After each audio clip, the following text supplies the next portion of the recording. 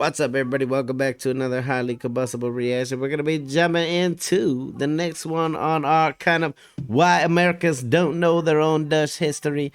What's left of New Amsterdam in Lower Manhattan? We will jump into two of these today because I know some of you yesterday said it was far too short and you wanted more information. So we're going to do two today. And then I heard that there's really six instead of four, so we would definitely go down that road. I'm down to learn as much as you guys want to learn. Legitimately, I don't find any of this boring. I don't find any of this uninteresting. It's all very, very valid in my life. It's all we're all intertwined in some way, shape, or form throughout history. I think it's cool to understand that history because a lot of it doesn't get taught. A lot of times people don't know things. Why? Because we're a very busy species. We're constantly at work. We're constantly doing things to survive, to stay alive, to make the paper that is money. A lot of times we just don't have time to absorb a lot more information. So I love these history things. It gives us a chance to learn something, to feed our brain a little bit. Without further ado, let's jump in. If you guys enjoy it, make sure to get over and show New Netherlands Now some love on their channel. The link's right there in the description. Let's go.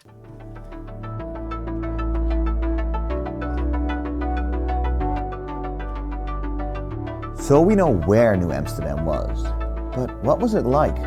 How big was the difference with the mega city that New York is now? If we take a plunge, do we find anything tangible that's left today of what was once a muddy trade town? It's a very cool visual.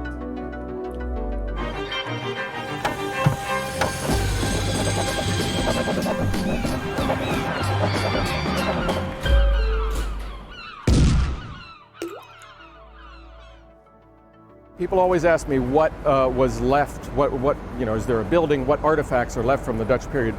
Virtually nothing. The one really tangible thing from the Dutch period. How sad is that though? Because we do, like I always say, oh, America doesn't have as long of a history as everybody else.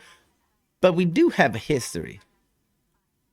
How sad is it that certain aspects of it are just kind of vanished, like they don't exist, and other ones we see monuments and we see historical districts and we see old-timey buildings, but how come we don't see the other things? How come certain things have been kind of vanished out? That's sad. Is the street pattern of the financial district. So these streets that we're walking, we could walk them with a map of New Amsterdam and still find our way around. It's that close.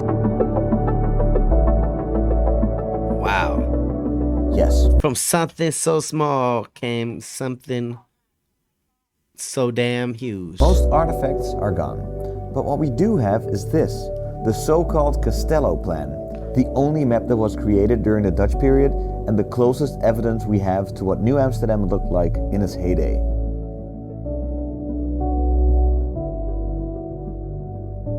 Over the years, the map has been redone a few times, so it's a little nicer to look at.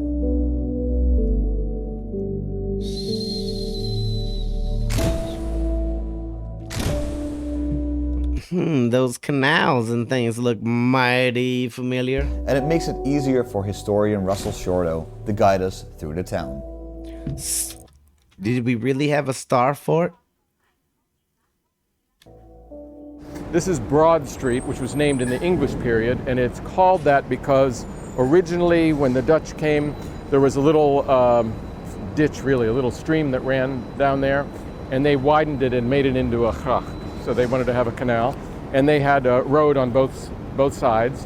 And so in the English period, it was the widest street around here, so that's why it's called Broad Street. And Bridge Street is so called because there was a little bridge over the gracht. Well, was the gracht used a lot? Well, used for what? I think it ended up being kind of a sewer, you know? Gross.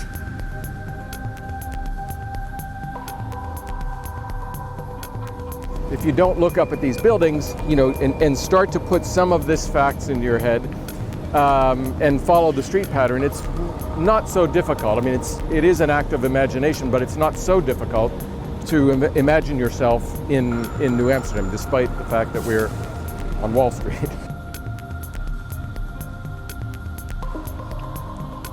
In 1653, the city got a municipal charter and they got a city council, and one of the things the city council did was to finally erect a wall. Some people think to keep the Indians out. It was really to keep the English out, and it didn't work in that capacity. The whole place was and the like wall a was damn built here fort. on Wall Street, of course.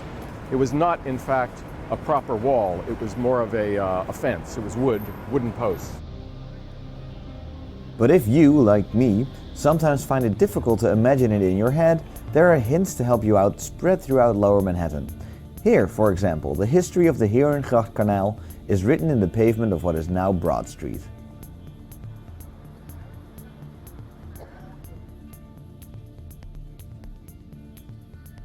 Some parts of the old city remain, but very few. That's freaking fantastic. That's awesome. I love ruins and things like that. It's really Some cool. parts of the old city remain, but very few. Here's one in a badly kept casing of a building which quickly became the most important building of New Amsterdam, the bar. Hey. They liked their drinking, and this was the tavern. This was the Stadsherberg. It's very small, yeah. And this was the biggest building in town outside the fort.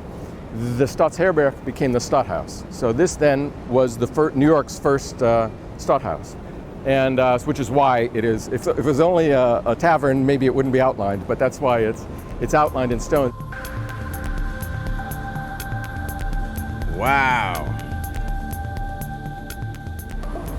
So we are now in front of the quote-unquote fort.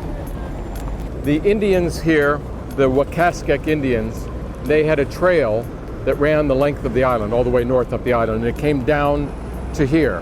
And so the Dutch built their fort on the water nearest That's crazy. I like the, you could see, like even in just some of their general layouts of their forts, whether it be the kind of star fort that you guys have up there, or this fort, like, I don't know, the layouts are very similar, indeed. We've been watching so many things about Dutch history that somehow merge over here.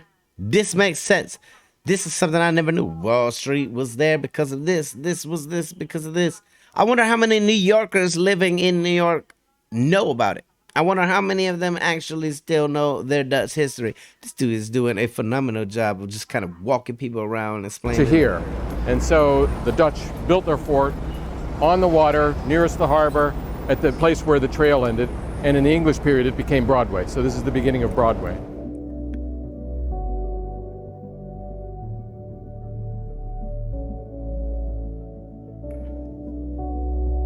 The list goes on longer than one video can handle, but the internet and streets of Lower Manhattan are full of info if you're interested. The hidden gem in this park is a great starting point, right next to the Staten Island Ferry.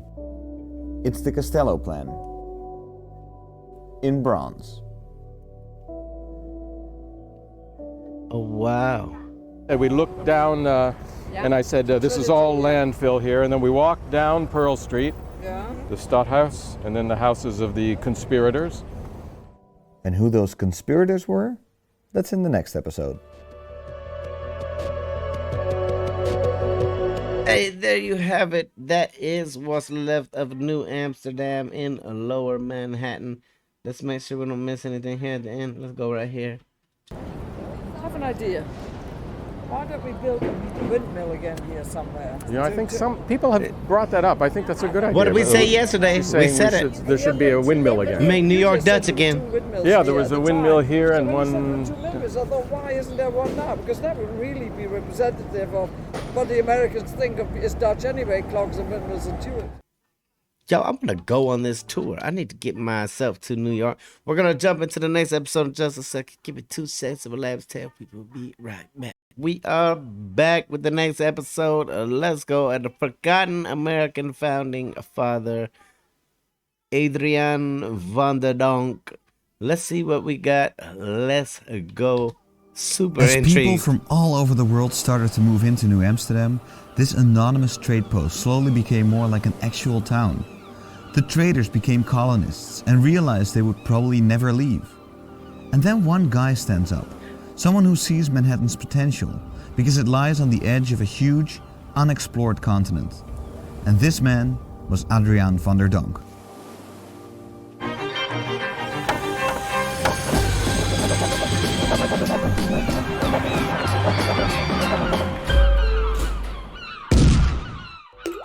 We missed. The cannibal mist. In a time when the name America itself wasn't even fully settled, van der Donck knew exactly what it could one day become. In his book, Russell Shorto calls Adriaan van der Donck an early American prophet, a forerunner of the revolutionary generation. He was the only lawyer in the colony.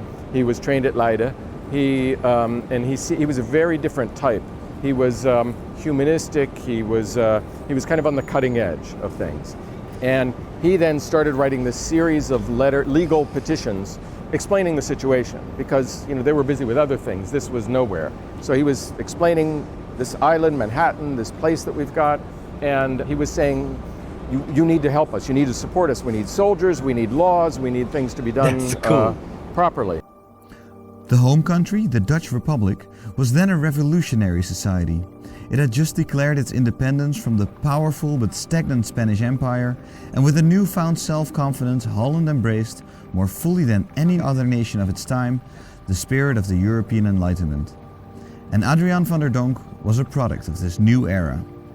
What he said in his petition to them is, we have this colony that sits beside this continent that is so vast we don't even know how big it is.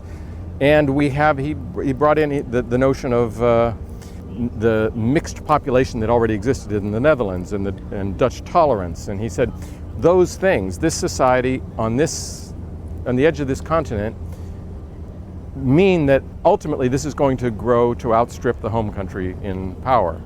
And you have to support us, and if you don't, it will still happen, but it'll happen under the English. So he foresaw what was going to happen.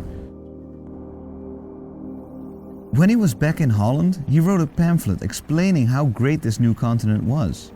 When these pages were released, hundreds of people tried to get on ships that set sail for New Amsterdam, setting out to explore a new world they only knew about because of van der Donck, who was fighting for official recognition of the colony. He didn't get all he wanted. The one thing that he did get was they gave a municipal charter to the city of New Amsterdam in 1653. And what that did is it gave them a city council. It made them properly a Dutch city. It gave them rights, gave them a city council, laws. The city council then did things like it built the wall. They carried out a census, and there's a map that exists based on the census, which shows 252 houses in the town. So we know all the houses at that year. We know who lived in them or who owned them. And it was becoming more and more orderly. Van der Donck wrote about how New Netherland could become a refuge for the needy. No matter if you were high or low born, in New Amsterdam you could make it if you tried. But the English saw this too. And of all the parties that understood what New Amsterdam could become, there was only one painfully ignorant. The conservative corporation called the West India Company, which was actually running the town. What I think it's worth trying to imagine is this very tiny place of a few streets and a couple hundred houses, and it's in the middle of nowhere. They are so far from anything that's civilization, and they are locked in this struggle over their fate. And on the one side you have the West India Company, represented by Peter Stuyvesant, the soldiers and his officials. And the other side you have Adriaan van der Donck and these others who were with him in this party. And what they were fighting over was the future. They knew this is the beginning of something.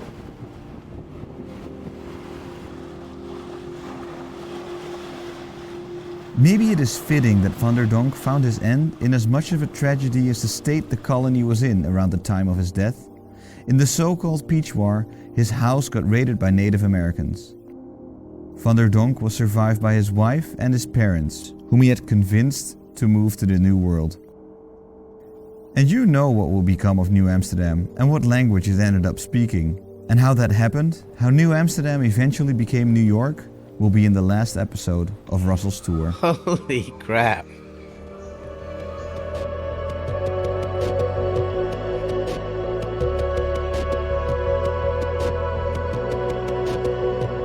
It does not look like we're gonna miss anything at the end of this one. Definitely a super intriguing little journey of a walk. I did read your comments. I did see that Russell Shorto does have a book out there that we will definitely have to check out for sure. Or maybe a couple books, I think is what you guys said. If you guys enjoyed it, definitely get over and show New Netherlands now some love. If you, that's I'm saying, if you didn't enjoy it, like, I don't know, what's the focus on? Because history is kind of brought us to where we are today. I mean, if you're like a super history major, then cool, you already know it all 100%. But this is interesting. It's intriguing. There's nothing negative about it. There's no sides to take. It's just what happened. Here it is. This is why, all laid out in front of you, and I definitely appreciate that. If you guys enjoy it, smash the like button. If you disliked it, hit the dislike button. Check out the other video over there. Until the next one, highly combustible. You guys be happy, healthy, safe. I love you to the moon and back. Peace.